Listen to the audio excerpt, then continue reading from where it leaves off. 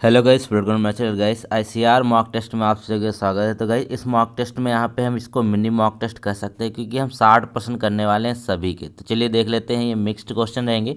तो आप लोग अपना स्कोर इसमें जरूर बताइएगा कि आपने 60 में से कितना सही किया है। तो आपका एग्ज़ाम बहुत जल्द होने वाला है, ये अपने दिमाग में रखिएगा, क्योंकि सारे एग्ज़ाम जो है रिशेड्यूल हो रहे हैं धीरे धीरे, जो आपके यहाँ पर पोस्टपोन किए गए थे। चलिए देख लेते हैं। तो यहाँ पे सबसे पहला प्रश्न कहा गया है कि planned economy of India. Basically जो प्लान्ड इकोनॉमी ऑफ इंडिया है, ये पुस्तक किसके द्वारा लिखी गई है? तो याद रखेंगे इसका राइट आंसर हो जाएगा यहाँ पर विश्वेश्वरैया। ठीक है, विश्वेश्वरैया इसके राइट आंसर है। क्वेश्चन नंबर अगला देखेंगे। अब अगले प्रश्न में कहा गया कि निम्नलिखित में से दुनिया का जो सबसे बड़ा मंदिर कौन सा है? दुनिया का सबसे बड़ा मंदिर, याद रखेंगे ये जो दुनिया का सबसे बड़ा मंदिर है वो है अंगकोर वाट। ठीक है, इसको अंकोर वाट भी कहीं कहीं लिखा हुआ मिल जाता है। तो याद रखेंगे कहाँ पर, ये अंकोर वाट। क्वेश्चन नंबर अगला देखिएगा। अब अगले प्रश्न में देखें तो कहते हैं कि निम्नलिखित में से किस भारतीय होम रूल की स्थापना की, यानी किसने भारतीय होम रूल की स्थापना करी थी? तो इसका राइट आंसर क्या हो जाएगा? जो भारतीय होम रूल स्थापित किया गया था 1916 में, यह किसके द्वारा किया गया था? तो इसका राइट आंसर हो जाएगा बाल गंगाधर तिलक। और अगर बात कर लेते हैं होम रूल के साथ में कौन कौन लोग थे, तो इनके साथ में जो थी वो एनी बेसेंट थी, और इनको भी इसका जनक माना जाता है विदेशी के तौर पर। क्वेश्चन नंबर अगला देखेंगे। तो इसमें कहते हैं कि उत्तर प्रदेश के किस शहर में भारतीय सूचना प्रौद्योगिकी स्थित है? ठीक है, तो उत्तर प्रदेश के किस शहर में है? तो ये भी बहुत आसान है। तो ये आपका हो जाएगा यहाँ पर कहाँ, प्रश्न 4 का राइट आंसर होगा आपका इलाहाबाद। ठीक है, इलाहाबाद में जो भारतीय सूचना प्रौद्योगिकी स्थित है। ठीक है, भारतीय सूचना प्रौद्योगिकी इलाहाबाद में स्थित है। दोस्तों अगला प्रश्न देखिए, बहुत ही इंपॉर्टेंट। इसमें कहते हैं इन कौन सा जो युग में वो असत्य है। यहाँ पे बेसिकली जो गलत है वो पूछा गया है। तो 5 में अगर आप ध्यान से देखेंगे, पहला है तो है काम के बदले अनाज जो कार्यक्रम है वह 1977 से 1978 में शुरू किया गया था। बिल्कुल सही बात है। फिर कहते हैं अंत्योदय योजना कार्यक्रम, जो अंत्योदय योजना कार्यक्रम ये भी यहाँ पर आपको 1977 में शुरू किया गया था। फिर जो है आपका ट्राइसेम जो है ये आपका 1979 में शुरू हुआ था। लेकिन यहाँ पे जो 4 ये आपका गलत हो जाएगी, ये आपका असत्य है। ठीक है, डवाकारा जो है ये 1977 1998 में शुरू नहीं हुआ था। तो याद रखेंगे 4 आपका राइट आंसर हो जाएगा। फिलहाल ये तीनों आपके याद करने वाली बातें हैं, इन तीनों को बहुत अच्छे से याद कीजिएगा। बेसिकली अंत्योदय योजना बहुत ही बार पूछी जाती है। क्वेश्चन दोस्तों अगर आप कंपटीशन एग्जाम की तैयारी करते हैं तो आपके लिए सबसे ज़रूरी होता है मॉक टेस्ट। मॉक टेस्ट देने से क्या होता है, आपको पता चलता है कि आपका कौन सा सेक्शन वीक है, और उसके साथ साथ यहाँ पर टाइम मैनेजमेंट भी होता है। तो यहाँ पे देखेंगे टेक्स्ट बुक का अगर आप पास लेते हैं तो इसमें आपको 32,000 प्लस मॉक टेस्ट मिल जाएंगे 450 एग्जाम के लिए। ऑल इंडिया लेवल पर जितने भी एग्जाम कंडक्ट होते हैं सभी का पास आपको यहाँ पे मिल जाएगा। साथ में 10 लैंग्वेज में आपको यहाँ पे टेस्ट प्रोवाइड किए जाते हैं, और इसमें इतने बच्चे अभी ऑलरेडी एक्टिव हैं 13.4 लाख। ठीक है, तो यहाँ पर इसका एग्जाम पास ले सकते हैं। तो बेसिकली अगर आप आईसीआर एग्जाम की बात कर लेते हैं तो देखिए इसमें नंबर ऑफ स्टूडेंट जो अभी इतने इनरोल हो चुके हैं, और इसमें टोटल 91 आपको टेस्ट मिलेंगे, जिसमें आप देखेंगे कि इससे क्या होगी, आपकी तैयारी बहुत ही ज़्यादा बढ़िया हो जाएगी। तो आईसीआर एग्जाम का अभी देखिए, अब यहाँ पे क्या करेंगे, विकास अगर आप कोड यूज करेंगे, ठीक है, विकास कोड यूज करेंगे तो आपको 15% का डिस्काउंट भी मिलने वाला है। 3 आवर सेल में आप यहाँ से पास ले सकते हैं, जो आपका 399 का पड़ने वाला है। अगर आप हमारा कूपन कोड विकास यूज करते हैं तो आपको यहाँ पर 59 रुपये का ऑफ मिलेगा। आईसीआर एग्जाम के लिए इनरोल होते हैं तो आप देखेंगे कि यहाँ पर आपको 52 चैप्टर टेस्ट मिल जाएंगे, 20 सब्जेक्ट टेस्ट मिल जाएंगे, 10 फुल टेस्ट मिल जाएंगे, और 9 मॉक टेस्ट आपको यहाँ पर मिल जाएंगे। तो डिस्क्रिप्शन में लिंक है, वहाँ से जाकर आप पास को ले सकते हैं। तो वैसे क्वेश्चन नंबर 6 कहता है कि भारत जो भाखड़ा नांगल बांध भारत की किस नदी पर स्थित है? तो याद रखेंगे जो भाखड़ा नांगल बांध है कहाँ पर है, ये आपका हो जाएगा सतलज नदी पर। ठीक है, सतलज नदी पर आपका ये बांध स्थित है। और यहाँ एक चीज़ जानिएगा कि सबसे ऊंचा बांध कौन सा है, वो है आपका टिहरी बांध। कहाँ पे पड़ता है, ये आपका उत्तराखंड में पड़ता है। और सबसे लंबा बांध कौन सा हो जाएगा, वो आपका हो जाएगा यहाँ पर कौन सा, हीराकुंड बांध हो जाएगा। तो चलिए क्वेश्चन नंबर अगला देख लेंगे। तो गाइस प्रश्न संख्या 7 देखिए, तो कहते हैं कि भारतीय राष्ट्रीय कांग्रेस के किस अधिवेशन में भारत छोड़ो आंदोलन का प्रस्ताव रखा गया था? तो भारत छोड़ो आंदोलन का जो प्रस्ताव रखा गया था किस अधिवेशन में रखा गया था, ये रखा गया था मुंबई के अधिवेशन में। याद रखेंगे मुंबई अधिवेशन में भारतीय राष्ट्रीय कांग्रेस के जो भारत छोड़ो आंदोलन का प्रस्ताव है वो इसमें रखा गया था। क्वेश्चन नंबर अगला देखेंगे। तो 8 में कहता है कि निम्नलिखित में से कौन सा युग्म यहाँ पे असत्य है, यानी कि जो यहाँ पे करेक्टली मैच्ड नहीं है। तो 8 में अगर आप ध्यान से देखेंगे तो आपका क्या होगा, एक तो भारतीय तेल निगम नई दिल्ली में स्थित है, बिल्कुल सही है। फिर तेल एवं प्राकृतिक गैस निगम कहाँ, देहरादून में है। भारतीय इलेक्ट्रॉनिक लिमिटेड ये बेंगलुरु में है, इसको यहाँ पे इसकी राजधानी भी कहा जाता है। तो यह हो जाएगा 4 यहाँ पे इसका राइट आंसर हो जाएगा। क्या हो जाएगा, राष्ट्रीय खनिज विकास निगम जो है वो आपका चेन्नई में स्थित नहीं है, तो ये आपका राइट आंसर है। क्वेश्चन नंबर अगला देखेंगे। अब अगले प्रश्न में कहा गया कि अंतर्राष्ट्रीय मुद्रा कोष यानी कि जो आपका IMF है यानी कि इंटरनेशनल मॉनेटरी फंड, तो ये बोला गया है यहाँ पर इसकी स्थापना किस वर्ष हुई थी। ठीक है, अंतर्राष्ट्रीय मुद्रा कोष की जो स्थापना है वह किस वर्ष हुई थी, तो ये तो बहुत आसान है, ये आपको हो जाए 1945 में। कहाँ हुई थी, 1945 में हुई थी। अब एक बात बताइएगा कि IMF जो है इसका हेडक्वार्टर कहाँ पर स्थित है। ठीक है, IMF का हेडक्वार्टर कहाँ पर स्थित है, चलिए इसका आंसर आप कमेंट में हमको जो बताएंगे। क्वेश्चन नंबर अगला देखेंगे। तो इसमें कहा गया कि गुट निरपेक्ष आंदोलन का 18वां शिखर सम्मेलन किस देश में होगा। ठीक है, जो गुट निरपेक्ष आंदोलन का 18वां शिखर सम्मेलन है वह किस देश में आयोजित किया गया, तो 10 का राइट आंसर क्या हो जाएगा, वो होगा यहाँ पर अजरबैजान। कहाँ पे, अजरबैजान में गुट निरपेक्ष आंदोलन का 18वां शिखर सम्मेलन आयोजित किया गया। क्वेश्चन नंबर अगला देखेंगे। तो कहते हैं कि किस देश की व्यवस्थापिका को नेशनल पीपुल्स कांग्रेस कहा जाता है। अब देखिए, नेशनल पीपल कांग्रेस कहा जाता है तो वह कहाँ की हो जाएगी, तो याद रखेंगे चाइना। चाइना की जो है उसको क्या कहा जाता है, संसद को नेशनल पीपल कांग्रेस को याद रखेंगे। क्वेश्चन नंबर अगला देखेंगे। तो इसमें कहा गया कि निम्नलिखित में से कौन सी राजनीतिक दल नहीं है। अब देखिए, जो राजनीतिक दल नहीं है वो कौन सा हो जाएगा, तो 12 में आप ध्यान से देखें कि एक तो आपका सिक्किम संग्राम परिषद, ये आपका राजनीतिक दल है। फॉरवर्ड ब्लॉक, ये भी राजनीतिक दल है। लेकिन जब देखेंगे कि विश्व हिंदू परिषद, ये आपका एक राजनीतिक दल के तहत नहीं आता है, याद रखेंगे विश्व हिंदू परिषद ये राजनीतिक दल के तहत नहीं आएगा। चलिए क्वेश्चन नंबर अगला देखेंगे। प्रश्न संख्या 13 पे नजर डालिए। तो कहते हैं कि भारत के किस राज्य में सर्वाधिक खाद्यान्न उत्पादन होता है। अब भारत का कौन सा राज्य है जहाँ पे सबसे ज़्यादा खाद्यान्न का उत्पादन किया जाता है, तो इसका राइट आंसर हो जाएगा उत्तर प्रदेश। ठीक, उत्तर प्रदेश में सबसे ज़्यादा खाद्यान्न का उत्पादन किया जाता है। क्वेश्चन यहाँ पे एक बनता है कि हरित क्रांति के पश्चात सबसे ज़्यादा जो उत्पादन हुआ था, जो प्रभाव पड़ता था, किस राज्य में पड़ा था, पंजाब में। याद रखेंगे पंजाब इसका राइट आंसर होगा। अगर हरित क्रांति से रिलेटेड प्रश्न पूछता है तो उत्तर प्रदेश इसका राइट आंसर है। क्वेश्चन नंबर अगला देखेंगे। तो कहते हैं कि निम्नलिखित में से किसने उपयोगितावाद की अवधारणा प्रस्तुत की। ठीक है, क्वेश्चन नंबर 14 है कि उपयोगितावाद का जो अवधारणा है वो किसके द्वारा प्रस्तुत करी गई थी। इंपॉर्टेंट इकोनॉमिक्स का प्रश्न है, तो इसका राइट आंसर हो जाएगा यहाँ पे बैंथम के द्वारा। किसके द्वारा, बैंथम के द्वारा इसकी उपयोगितावाद की अवधारणा को प्रस्तुत किया गया था। क्वेश्चन नंबर अगला देखेंगे।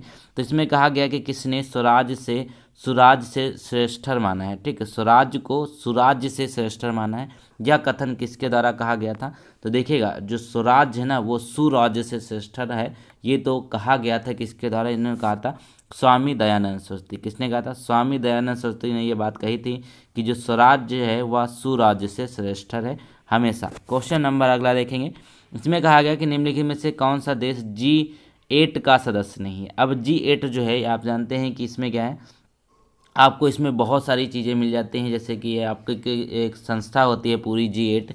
तो इसमें बेसिकली पूछा गया है कि कौन सा यहाँ पर सदस्य है G8 का। 16 का राइट आंसर क्या हो जाएगा, रूस जो है वो G8 का यहाँ पर सदस्य है। अब यहाँ पे इसकी मीटिंग भी पूछी जाती है टोटल। ठीक है, तो मीटिंग इसमें क्या हो जाएगी वो चलिए मैं बता देता हूँ। तो G8 के हम टोटल अगर सदस्य देखें, ठीक है, तो अब वो कितना हो जाएगा आप देखेंगे। अगर इसमें आप देखेंगे तो एक होता है आपका Canada, America, Britain, France, Germany, Japan, Italy व रूस। ठीक है, ये जो कंट्रीज हैं ये सारी की सारी G8 में आती हैं। क्वेश्चन नंबर अगला देखेंगे। तो कहते हैं कि नेहरू समिति 1928 का अध्यक्ष कौन था। जो नेहरू समिति बनाई गई थी इसके अध्यक्ष कौन थे, जिन्होंने नेहरू रिपोर्ट पेश करी थी, तो 1928 में पेश करी गई थी। इंपॉर्टेंट यही हो गया आपका कि 1928 में नेहरू समिति का गठन हुआ था। तो इसके जो यहाँ पर मोतीलाल नेहरू जो थे वो बनाए गए थे। क्या बनाए गए थे, ये अध्यक्ष बनाए गए थे। ये इसका राइट आंसर हो जाएगा मोतीलाल नेहरू। फिलहाल यहाँ पे जो जवाहरलाल नेहरू थे, मोतीलाल नेहरू के विचारों से भी यहाँ पर वो क्या थे, सहमत नहीं थे। क्वेश्चन नंबर अगला देखेंगे, जिसमें कहा गया कि विश्व जनसंख्या दिवस कब मनाया जाता है। ये प्रश्न तो बहुत बार हो गया, अब तो रट जाना चाहिए आपको। तो विश्व जनसंख्या दिवस जो मनाया जाता है वो मनाया जाता है 11 जुलाई को। कब मनाया जाता है, 11 जुलाई को हम विश्व जनसंख्या दिवस के रूप में मनाते हैं। और जनगणना हमारी कितने साल बाद होती है, हमेशा 10 साल के बाद होती है। चलिए क्वेश्चन नंबर अगला देखेंगे। अब अगले प्रश्न में देखेंगे प्रश्न संख्या यहाँ पे 19 देखिए, मोस्ट इंपॉर्टेंट। तो कहते हैं कि ब्रिटिश भारतीय सरकार ने विधवा पुनर्विवाह अधिनियम कब पारित किया। ठीक है, विधवा पुनर्विवाह अधिनियम जब पारित किया गया था वो डेट कौन सी थी, बहुत इंपॉर्टेंट है, तो ये हो जाएगा 1856। कब? 1856 में विधवा पुनर्विवाह को यहाँ पे स्थापित किया गया था, ये अधिनियम पारित किया गया था। क्वेश्चन नंबर अगला देखेंगे, इसमें कहते हैं कि संविधान में संशोधन का अधिकार किससे प्राप्त है। ठीक है, तो बेसिकली यहाँ पे जो संविधान में संशोधन की प्रक्रिया है वो कहाँ से ली गई है, वो ली गई है दक्षिण अफ्रीका से। ठीक है, ये भी याद रखेंगे, दक्षिण अफ्रीका से। अब यहाँ पे एक चीज़ है, बोला गया है कि संशोधन का अधिकार किसे। अब संविधान में संशोधन कौन कर सकता है, तो यह कर सकता है संसद। संसद कैसे करेगा, इसके लिए इसको यहाँ पर एक बिल पास करना होगा राज्यसभा और लोकसभा से, उसके बाद ही यहाँ पे संसद जो है क्या करेगा, संविधान में संशोधन कर सकता है। क्वेश्चन नंबर अगला है, कहते हैं कि भाषा के आधार पर राज्य पुनर्गठन आयोग ने अपना प्रतिवेदन कब प्रस्तुत किया था। ठीक है, जो भाषा के आधार पर राज्य पुनर्गठन आयोग है उसने कब अपना प्रतिवेदन पेश किया था, तो 21 का जो राइट आंसर है वो हो जाएगा 1955। 1955 में हो जाएगा। अब पहला भाषाई आधारित जो राज्य है वो बना था आंध्र प्रदेश। ठीक है, पहला भाषाई राज्य होता है वो आंध्र प्रदेश यहाँ पर बना हुआ था। क्वेश्चन नंबर अगला देखेंगे, इसमें कहा गया कि श्रीमद् जो आपकी भगवत गीता है में कितने तत्वों का वर्णन किया गया है। ठीक है, जो भगवत गीता है, श्रीमद् भगवत गीता, इसमें कर्म के कितने तत्वों का वर्णन किया गया है, तो 22 का राइट आंसर क्या हो जाएगा, वो हो जाएगा 5। टोटल 5 जो कर्म के तत्व हैं उनका यहाँ पे वर्णन किया गया है। क्वेश्चन के लेवल बहुत ही शानदार है, आपके एग्जाम में फंसने के चांसेस पूरे हैं, तो सभी को अच्छे से देखिएगा। अब यहाँ पे क्या कहता है कि वायुमंडल की कौन सी परत पृथ्वी के सबसे निकट है। ठीक है, वायुमंडल की कौन सी परत पृथ्वी के सबसे निकट है, तो ये हो जाएगी क्षोभ मंडल। क्षोभ मंडल क्या है, इसमें क्या होता है, सारी की सारी मौसम परिघटनाएं होती हैं, जितनी भी यहाँ पे बादल होगा, बारिश होगी, सारी की सारी क्या है, ये क्षोभ मंडल में होती है। पृथ्वी के सबसे नीची वाली परत, मतलब पृथ्वी के सबसे पास में है और वायुमंडल की सबसे निचली परत के रूप में हम इसको जानते हैं। समताप मंडल क्या है, ये समताप मंडल में आपकी ओजोन गैस पाई जाती है, O3। ठीक है, इसी तरीके से बहिर्मंडल सबसे लास्ट वाली है, याद रखेंगे। क्वेश्चन नंबर अगला देखेंगे, तो कहते हैं कि किस विवाद में भारतीय संसद को प्राप्त संविधान संशोधन करने की शक्ति को यहाँ पे सीमित किया गया था। ठीक है, एक विवाद था जिसमें भारतीय संसद को प्राप्त संविधान संशोधन करने की शक्ति को सीमित कर दिया था, तो इसका राइट आंसर क्या हो जाएगा, वो हो जाएगा आपका पहला वाला, नहीं कि केशवानंद भारती बनाम केरल राज्य। बहुत ही इंपॉर्टेंट बात है, याद रखेंगे। इसमें संविधान से शक्ति, जो संविधान संशोधन करने की शक्ति है उसको सीमित किया गया था। क्वेश्चन नंबर अगला देखेंगे, क्वेश्चन नंबर 25 देखिए, तो कहते हैं कि प्रकाश वर्ष के विषय में निम्नलिखित में से कौन सा विकल्प सत्य है। अब जो प्रकाश वर्ष है वो किसकी हमें यूनिट कितनी होती है विश्लेषण पूछा गया है, तो देखेंगे क्या हो जाएगा, यहाँ पर 9.46 इंटू 10⁻15 मीटर होते हैं, ये एक प्रकाश वर्ष की यहाँ पे वैल्यू होती है। याद रखिएगा 9.46 इंटू 10⁻15 यहाँ पे 15 मीटर, ये इसका राइट आंसर होगा। क्वेश्चन नंबर अगला देखेंगे, तो कहते हैं कि निम्नलिखित में से किस ध्वनि तरंग को मानव कान से सुन सकता है। ठीक है, यानी कि मानव के द्वारा सुनी जाने वाली जो ध्वनि तरंगे होती हैं उन्हें क्या कहते हैं, तो इसका राइट आंसर होगा यहाँ पर जो श्रव्य तरंगे। श्रव्य का ही मतलब यहाँ पे होता है जो सुनने योग्य होती हैं। ठीक है, और जो यहाँ पर बहुत लाउड होती हैं वो यहाँ पर मनुष्य के द्वारा नहीं सुनी जा सकती हैं, जो बहुत ही स्लो होती हैं वो भी यहाँ पर ह्यूमन के द्वारा नहीं सुनी जा सकती हैं। क्वेश्चन नंबर अगला देखेंगे, तो कहते हैं कि कंप्यूटर की जो भाषा है फोर्ट्रॉन, इसका विकास किसने द्वारा किया गया था। अब फोर्ट्रॉन क्या है, एक बेसिकली कंप्यूटर की भाषा है, इसका भाषा का विकास किसके द्वारा किया गया था, तो याद रखेंगे ये आपको हो जाएगा यहाँ पर J.W. बेकर्स के द्वारा। किसके द्वारा, J.W. बेकर्स ने क्या किया था, फोर्ट्रॉन भाषा का यहाँ पे आविष्कार किया था। क्वेश्चन नंबर अगला देखेंगे, तो यहाँ पे देखिए साइंस का कितना बेहतरीन है प्रश्न। तो कहते हैं कि मुकुलन, द्विविखंडन और बहुविखंडन आदि किसके प्रकार हैं। ठीक है, तो क्या होगा यहाँ पे देखेंगे, आपने पढ़ा होगा क्या होगा, तो मुकुलन के द्वारा जो आप देखेंगे हाइड्रा में होता है, हाइड्रा में जो बडिंग होती है वो, और यहाँ पे जो द्विविखंडन होता है, बहुविखंडन होता है, ये बेसिकली किस चीज़ के प्रकार हो जाएंगे, ये आपके हो जाएंगे अलैंगिक पुनर्उत्पादन के। किसके हो जाएंगे, अलैंगिक पुनर्उत्पादन के राइट आंसर होगा यहाँ पे इसका। क्वेश्चन नंबर यहाँ पे अगला देखेंगे। अब अगले प्रश्न में देखिए, तो अगले प्रश्न में कहा गया कि जीवाश्म ईंधन के अधूरे जलने के कारण उत्पन्न हुई विषैली गैस कौन सी होती है। तो आपका जीवाश्म ईंधन है वो अगर अधूरा जलता है, ठीक है, तो उसका क्या मतलब होगा, तो 29 का राइट आंसर क्या है, उसमें कार्बन मोनोऑक्साइड गैस निकलती है। कौन सी गैस निकलती है, कार्बन मोनोऑक्साइड। मान लीजिए कोई आप ईंधन जला रहे हैं और वो आधा जलता है, ठीक है, पूरा उसका कंबशन नहीं होता है तो क्या होगा, उसमें से गैस रिलीज होती है, वो होती है कार्बन मोनोऑक्साइड, जो बहुत ही ज़्यादा नुकसान करती है और ये वायु प्रदूषण का भी सबसे बड़ा कारण बनती है। क्वेश्चन नंबर अगला देखेंगे तो कहते हैं इनमें से कौन सा एक आवर्धक लेंस है। ठीक है, तो इनमें से कौन सा आवर्धक लेंस है, तो देखिएगा तो 30 का राइट आंसर होगा यहाँ पे उत्तल लेंस। तो जो उत्तल लेंस होता है वो एक आवर्धक लेंस कहलाता है। तो देखिए हमने अभी 30% किए, 30% और करेंगे तो 60% करने वाले हैं। तो अब देखिएगा वीडियो को आप लाइक जरूर करें, चैनल को सब्सक्राइब करें, टेलीग्राम जरूर ज्वाइन करें क्योंकि वहाँ पर आपको क्या मिलता है, पीडीएफ मिल जाती है सारी की सारी। चलिए क्वेश्चन नंबर अगला देखें। तो प्रश्न संख्या अगला तो बहुत ही आसान है। इसमें बोला गया है कि सशस्त्र बलों का सर्वोत्तम सेना अध्यक्ष कौन होता है। जो सशस्त्र बल होते हैं उनका सर्वोत्तम सेना अध्यक्ष कौन होगा, तो इसका राइट आंसर क्या हो जाएगा, राष्ट्रपति होगा। यानी कि तीनों सेनाओं का जो प्रमुख होता है वो राष्ट्रपति होता है, हमेशा याद रखेंगे हर सिचुएशन में ही राष्ट्रपति यहाँ पर क्या होता है, वो सर्वोच्च सेनाध्यक्ष होता है।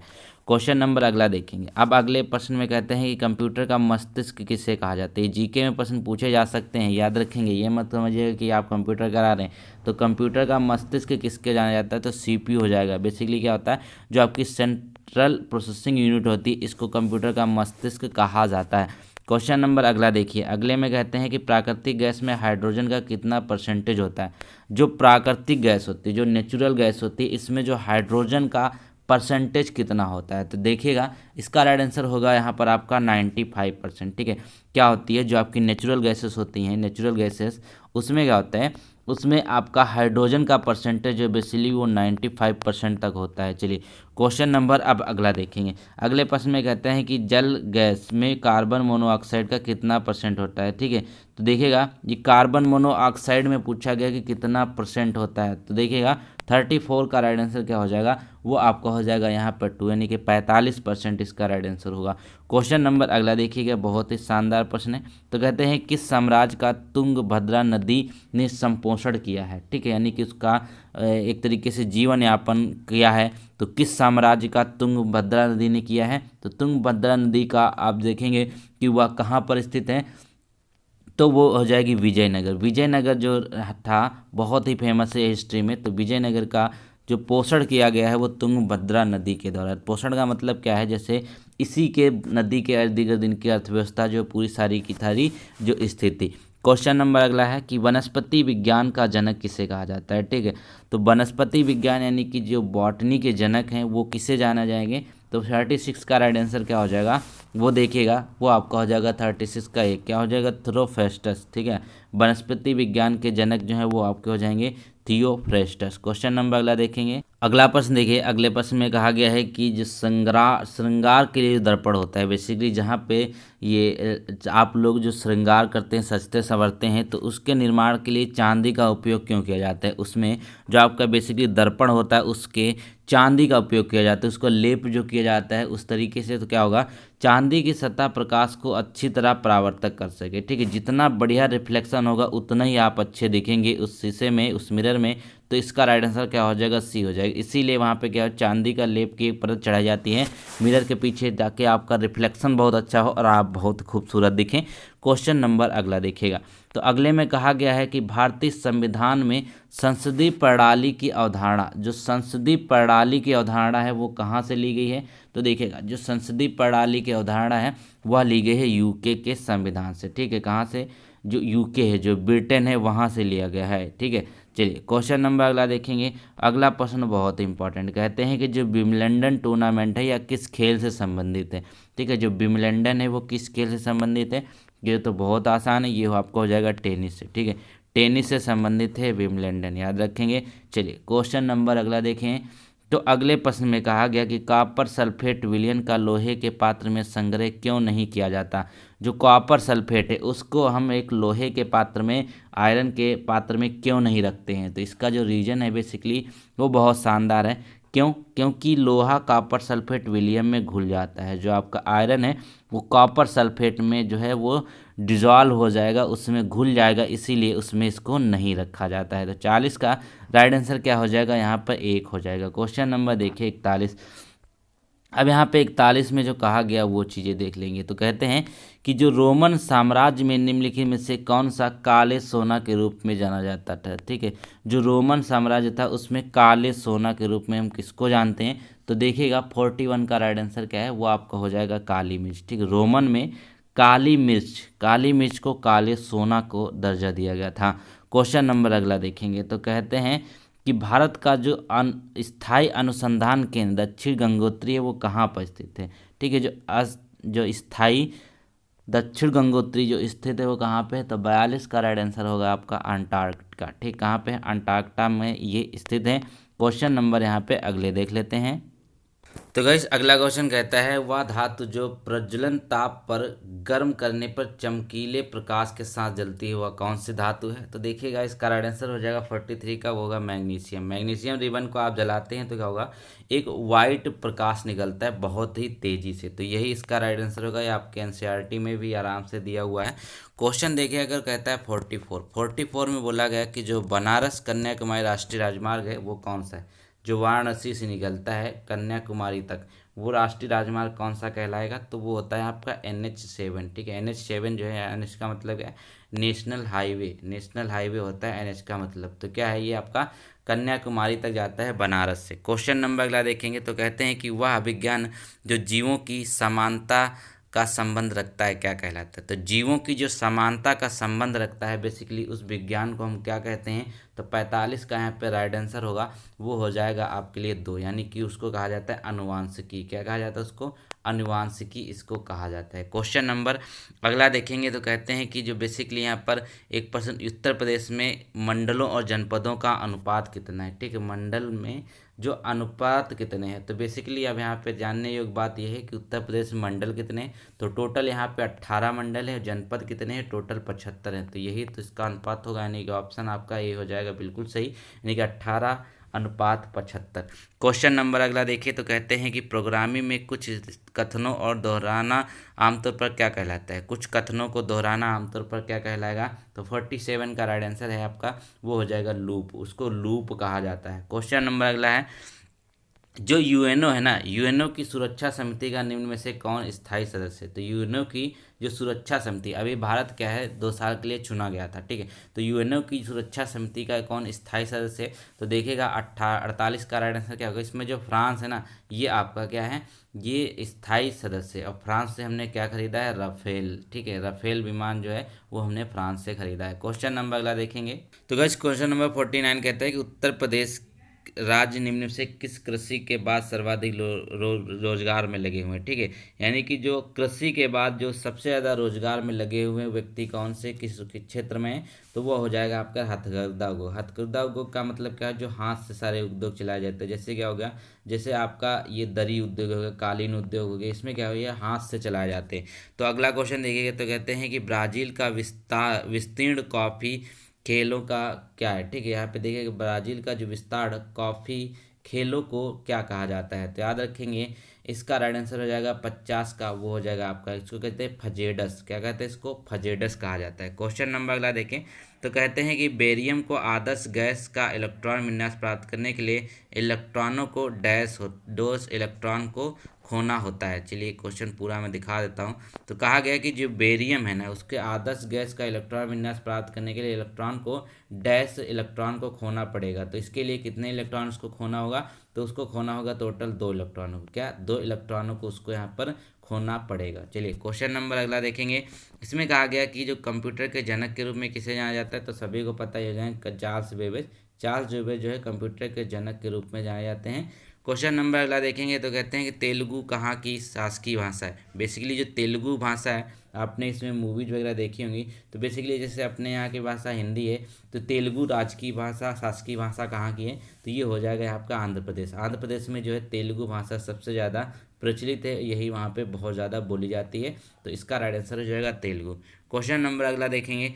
तो इसमें कहा गया कि पौधे भोजन ग्रहण करने के लिए किससे ऊर्जा प्राप्त करते हैं। तो बेसिकली जो पौधे हैं वो भोजन ग्रहण करने के लिए किससे ऊर्जा प्राप्त करेंगे? तो 54 का राइट आंसर क्या होगा? वो आपका हो जाएगा यहाँ पे सूर्य से। ठीक है, सूर्य से ऊर्जा प्राप्त करते हैं, तब जाके वो क्या करते हैं? फोटोसिंथेसिस यानी कि प्रकाश संश्लेषण करते हैं, उसके प्रति यहाँ पे वो क्या करेंगे? अपना भोजन प्रदान करते हैं। क्वेश्चन नंबर अगला देखिएगा।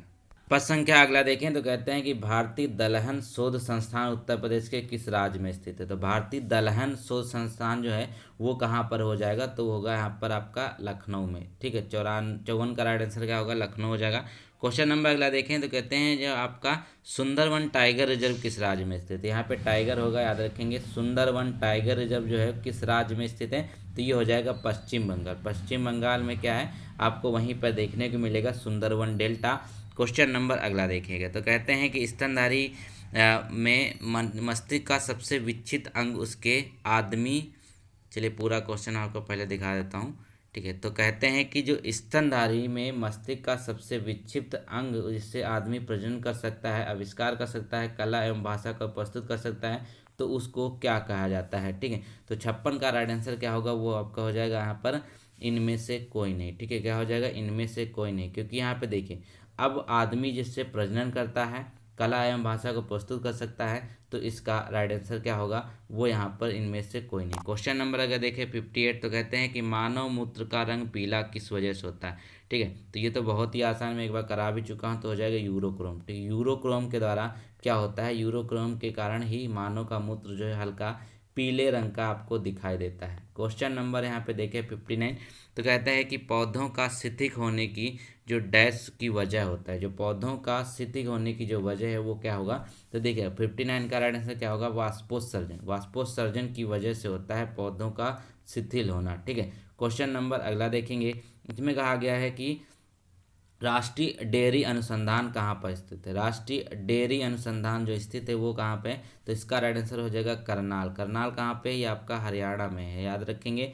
तो गाइस देखिए हमने 60 प्रश्न यहाँ पे किए, 60 में से आपने कितना स्कोर किया है हमको ज़रूर बताइए। ठीक है, 60 में से आपने कितना स्कोर किया है हमको ज़रूर बताइए। और यहाँ पे देखिएगा और भी प्रैक्टिस सेट के लिए हमारे चैनल को सब्सक्राइब करें। मिलते हैं नए वीडियो में, तब तक के लिए चैनल को थैंक यू सो मच।